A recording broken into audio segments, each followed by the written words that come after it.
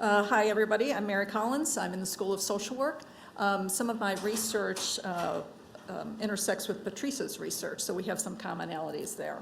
I've been studying issues related to adolescents and young adults virtually my whole career.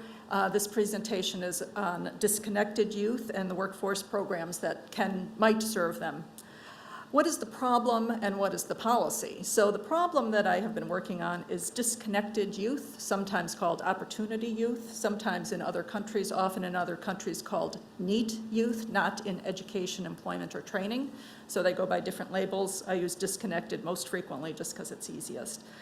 So I have some data here on how large the problem is.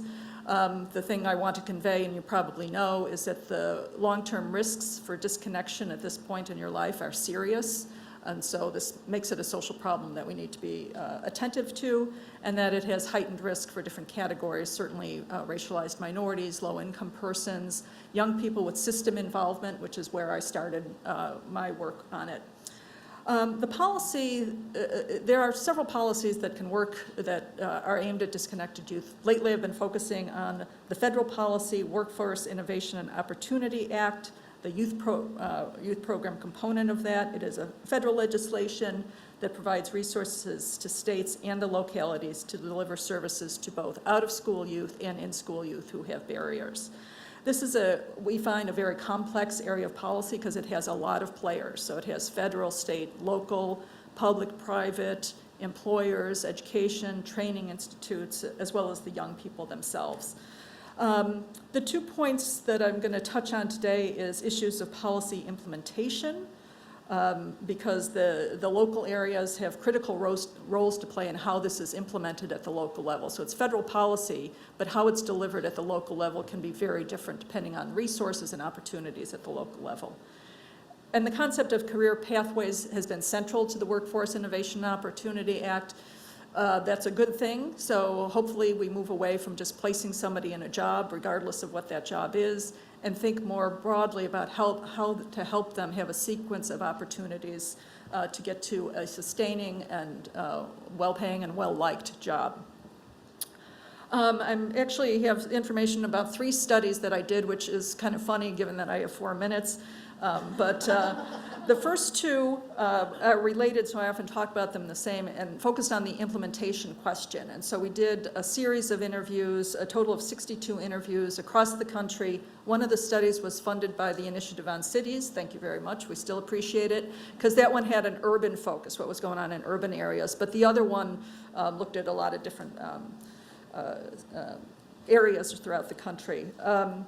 Qualitative interviews for the most part. My current study is looking at secondary analysis of a large data set, PACE data,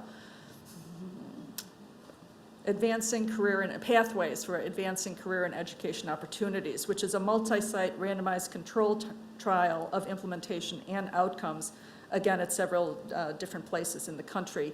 And we're looking at that over time, 12 time points, 3 years.